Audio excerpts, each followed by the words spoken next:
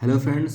Previous video में हमने ionisation और सॉल्युबिलिटी जो फिजियोकेमिकल प्रॉपर्टी हैं और उनके बायोलॉजिकल एक्शन को कवर अप किया। इस वीडियो में हम उसी को कंटिन्यू करते हैं।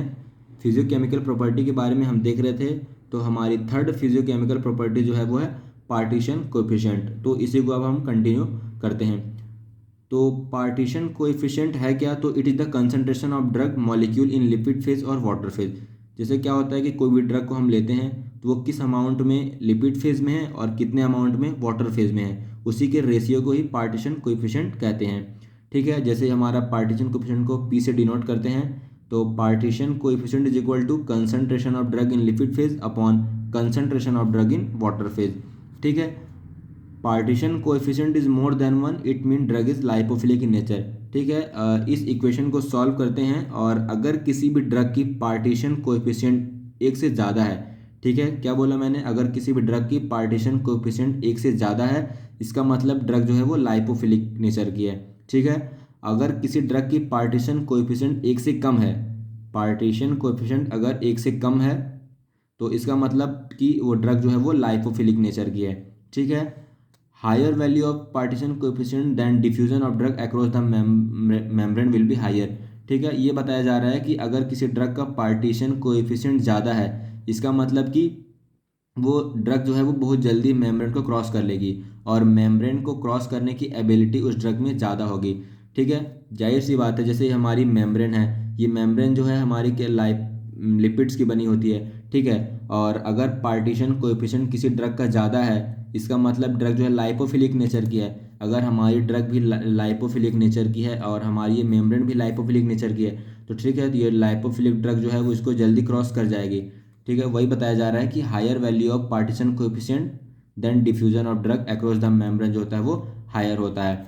ठीक है, अब इस पार्टीशन कोएफिशिएंट का हमारे बायोलॉजिकल एक्टिविटी से क्या रिलेशन होता है उसके बारे में देखते हैं। तो it affect drug absorption and distribution. ये पार्टीशन कोएफिशिएंट जो होता है वो ड्रग के एब्जॉर्प्शन और डिस्ट्रीब्यूशन में अफेक्ट करता है। कैसे? तो अगर पार्टीशन कोएफिशिएंट का मतलब होता है कि ड्रग कितने अमाउंट में लिपिड फेज में है और कितने वाटर फेज में है, तो अगर ड्रग जो होगी वो एब्जॉर्प्शन या डिस्ट्रीब्यूशन नहीं होगा तो उसका पार्टीशन कोएफिशिएंट नहीं हो पाएगा।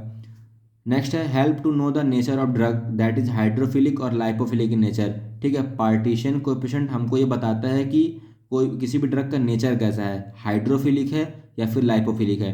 ठीक है, partition coefficient determine the transport and diffusion of drug. ये पार्टीशन कोएफिशिएंट जो है किसी भी ड्रग के ट्रांसपोर्टेशन और उसके डिफ्यूजन को डिटरमाइन करता है। Increase partition coefficient lead to increase biological activity of drug. ये बताया जा रहा है कि अगर किसी भी ड्रग का पार्टीशन कोएफिशिएंट ज़्यादा है, इसका मतलब कि वो बायोलॉजिकल एक्टिविटी उस ड्रग की ज़्यादा होगी। एग्जाम्पल देख लेते हैं कि एक ड्रग है बारबिटोल, उसका पार्टीशन कोएफिशिएंट जो होता है वो 0.7 होता है। इसका मतलब कि वो जो ड्रग जो है हाइड्रोफिलिक नेचर की है। बारबिटोल का एक ड्रग है, उसका पार्टीशन कोएफिशिएंट मतलब पी जो है वो एक से कम होता है। इसका मतलब ये ड्रग जो है हाइड्रोफिलिक नेचर की है। और वहीं दूसरी ओर फिनोबार्बिटोल जो है उसका पार्टीशन कोएफिशिएंट 4.8 होता है। मतलब ये इस टाइप की ड्रग है जिसका पार्टीशन कोएफिशिएंट एक से ज़्यादा है। तो ये जो ड्रग इस टाइप की ड्रग जो है वो क्या होती है, वो लाइपोफिलिक नेचर की है। ठीक है, अब हाइड्रोजन बॉन्डिंग जो हमारी नेक्स्ट फिजियोकेमिकल प्रॉपर्टी है उसके बारे में देखते हैं। तो हाइड्रोजन बॉन्डिंग का मतलब क्या है? हाइड्रोजन बॉन्डिंग जो है एक वीक बॉन्ड है। ठीक है, हाइड्रोजन बॉन्ड जो होता है एक वीक बॉन्ड होता है। वो किसके बीच एग्जिस्ट करता है? तो हाइड्रोजन बॉन्ड जो है हाइड्रोजन एटम और हमारे इलेक्ट्रोनेगेटिव एटम्स जो कि fluoro, chloro, nitrogen, oxygen and इन सभी के बीच क्या करता है, वो एग्जिस्ट करता है। ठीक है, और हाइड्रोजन बॉन्ड जो होता है वो इंपॉर्टेंट रोल प्ले करता है किसमें? तो रिसेप्टार, ड्रग को रिसेप्टार साइड से बाइंड करने में। ठीक है, ड्रग को रिसेप्टार साइड से बाइंड करने में ये हाइड्रोजन बॉन्डिंग जो है एक इम्पॉर्टेंट रोल प्ले करता है।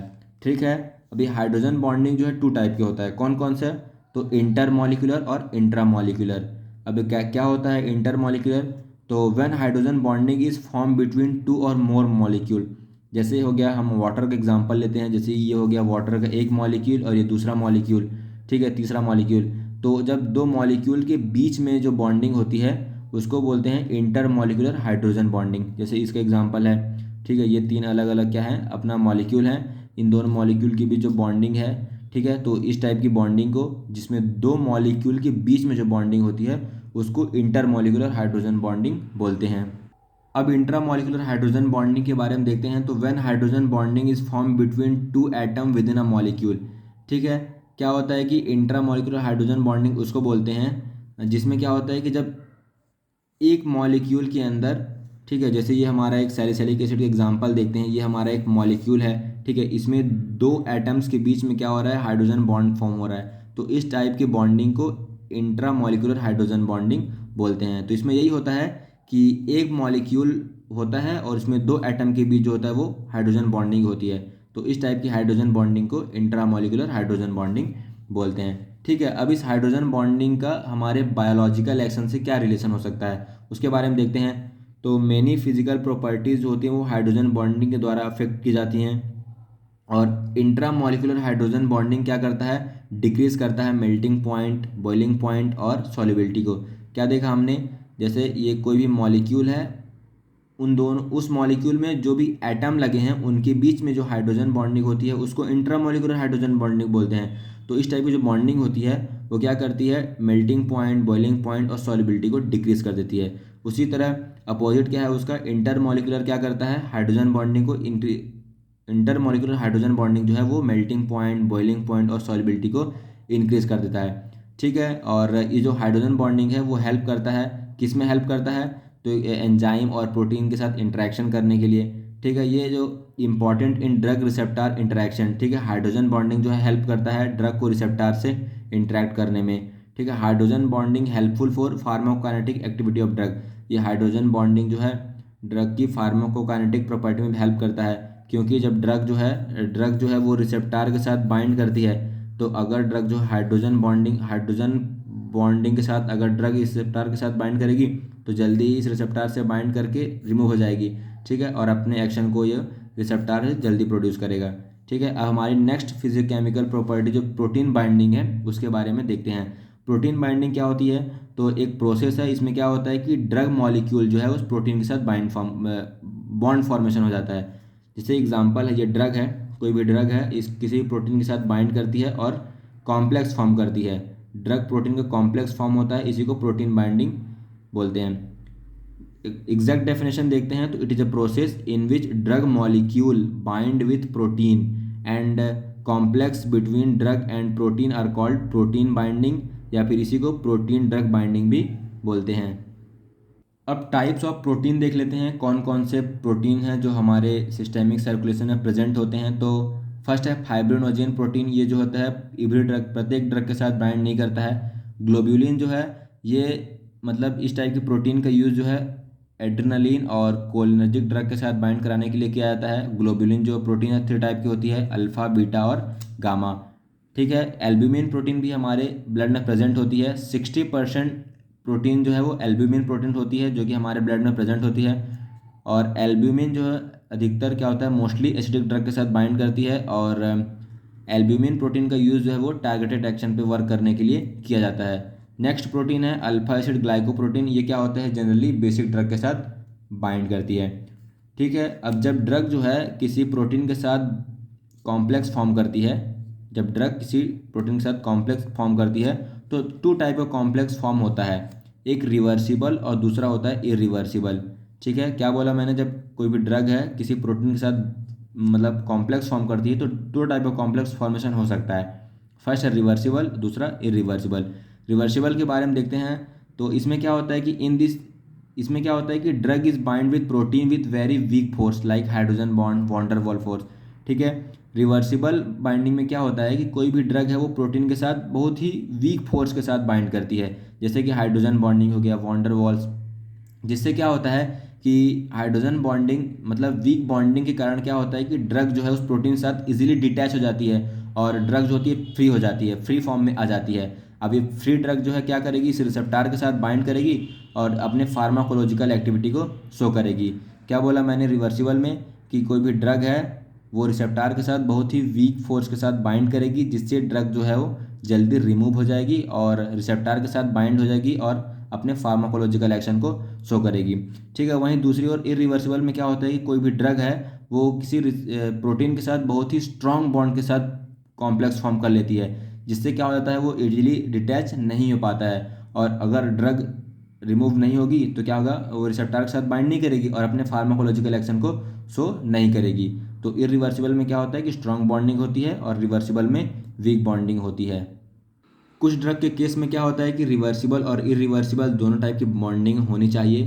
तो रिवर्सिबल क्यों, तो ड्रग क्या करे, जल्दी ही जाके उस प्रोटीन के साथ बाइंड करे और रिसेप्टार जल्दी। रिवर्सिबल टाइप में क्या होता है कि कोई भी ड्रग जो है वो रिसेप्टार के साथ बाइंड करे और अब जल्दी ही अपने फार्माकोलॉजिकल एक्शन को शो करे, ठीक है। और कुछ कुछ ड्रग्स में रिवर्सिबल इरिवर्सिबल दोनों होना चाहिए। क्यों, रिवर्सिबल फास्ट एक्शन के लिए और इरिवर्सिबल में क्या हो कि कोई भी ड्रग जो है वो सेल में जाके डिपॉट फॉर्म का हो जाए और जब बॉडी को नीड हो ड्रग की तब जो है धीरे धीरे रिलीज हो, ठीक है। अब इस प्रोटीन बाइंडिंग का हमारे बायोलॉजिकल एक्शन से क्या रिलेशन है उसके बारे में देखते हैं।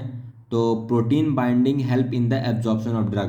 प्रोटीन बाइंडिंग जो है ड्रग के एब्जॉर्प्शन में हेल्प करता है, सही बात है। कोई भी ड्रग जो है वो एब्जॉर्ब होगी, सिस्टेमिक सर्कुलेशन में जाएगी, ठीक है, तब जाके वो ड्रग है किसी प्रोटीन के साथ बाइंड करेगी, ठीक है। तब प्रोटीन क्या करेगा, उस ड्रग को उस साइट ऑफ एक्शन के लिए ले जाएगा, तब क्या होगा, उस ड्रग का एब्जॉर्प्शन होगा, तब मेम्ब्रेन को क्रॉस करेगी। तो ये यही है protein binding help in absorption of drug. Water insoluble drugs circulated and distribute to different tissues by binding with lipoprotein. जो भी ड्रग्स जो होती हैं वो अगर वाटर इनसॉल्युबल हैं, वो ड्रग्स क्या करेंगी, इस लाइपोप्रोटीन के साथ बाइंड करेंगी और डिफरेंट टिश्यूज तक क्या होंगी, वो डिस्ट्रीब्यूट होंगी। Protein binding help in uniform distribution of drug. Protein binding जो है वो ड्रग के यूनिफॉर्म डिस्ट्रीब्यूशन में हेल्प करता है। It influence bio availability of drug, ठीक है। ये जो प्रोटीन बाइंडिंग है किसी भी ड्रग की बायो एबिलिटी को इन्फ्लुएंस करता है। It influence pharmacokinetic and biological activity of drug, ठीक है। ये जो प्रोटीन बाइंडिंग है किसी भी ड्रग की फार्माकोकाइनेटिक और बायोलॉजिकल एक्टिविटी को इन्फ्लुएंस करता है, ठीक है। हमारा नेक्स्ट फिजियोकेमिकल प्रॉपर्टी जो है चिलेशन, उसके बारे में देखते हैं। तो चिलेशन में होता क्या है कि एक टाइप की बॉन्डिंग होती है जिसमें क्या होता है कि कोई भी मॉलिक्यूल या आयन होता है वो किसी मेटल आयन के साथ बॉन्ड फॉर्म करता है। क्या होता है चिलेशन में, कोई भी मॉलिक्यूल या आयन है वो क्या करता है, किसी भी मेटल आयन के साथ क्या करता है, बॉन्ड फॉर्म करता है। इसी को क्या बोलते हैं, चिलेशन बोलते हैं, ठीक है। इसकी डेफिनेशन देखते हैं कि ए सब्सटेंस कंटेनिंग टू और more ligand and combine with a metal ion to form a complex known as chelates and this process called chelation. तो चिलेशन में यही होता है कि कोई भी मॉलिक्यूल या एटम है वो क्या करता है, उसके वो अपने इलेक्ट्रॉन को डोनेट करता है, किसको, एटम मेटल आयन को, और उसके साथ कॉम्प्लेक्स फॉर्म करता है। इसी को चिलेट्स बोलते हैं और इसी प्रोसेस को चिलेशन बोलते हैं। एग्जाम्पल देखते हैं EDTA का, ethylene diamine tetra acetic acid. ये है इथाइलिन ग्रुप, ये डायमीन और ये tetra acetic acid, 4 acetic group लगे हुए हैं, ठीक है। ये EDTA है।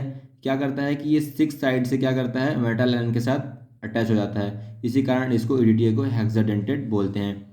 हीमोग्लोबिन और साइनोकोब्लामिन जो होते हैं वो नेचुरली ऑक्यूरिंग ग्रुप होते हैं। मतलब हीमोग्लोबिन और साइनोकोब्लामिन जो होते हैं वो नेचुरली ऑक्यूरिंग जो होते हैं चिलेट्स होते हैं, ठीक है। और यही होता है इसमें कि लिगेंड जो है मेटल आयन के साथ क्या करता है, कॉम्प्लेक्स फॉर्म करता है। और इस चिलेशन का बायोलॉजिकल एक्शन से क्या रिलेशन हो सकता है उसके बारे में देखते हैं। तो chelation affect the biological action of various drug, ठीक है। ये जो चिलेशन है मतलब चिलेट्स फॉर्मेशन जो है बहुत से ड्रग के बायोलॉजिकल एक्शन को अफेक्ट करता है, ठीक है। Die sodium EDTA form chelate with various toxic metal ion and help in their excretion. जो डाई सोडियम EDTA है ये क्या करता है, बहुत से टॉक्सिक मटेरियल के साथ चिलेट्स फॉर्म कर लेता है, मतलब कॉम्प्लेक्स फॉर्म कर लेता है। कौन कौन से मेटल आयन के साथ, तो लेड और वेनेडियम, इनके साथ क्या करता है, ये डाई सोडियम EDTA जो है कॉम्प्लेक्स फॉर्म करता है। और ये जब ये दोनों जो हैं लेड और वेनेडियम, ये जो पॉइजन्स होते हैं, तो इसी को मतलब इनके अगेंस्ट जो है वो डाई सोडियम EDTA वर्क करता है, एज ए एंटीडोट वर्क करता है, किसके अगेंस्ट, तो लेड और वेनेडियम के अगेंस्ट, ठीक है। Dimercaprol is a chelating agent use in arsenic poisoning. अगर किसी को आर्सेनिक पॉइजनिंग है तो इस टाइप की चिलेशन के द्वारा इसको ट्रीटमेंट किया जा सकता है।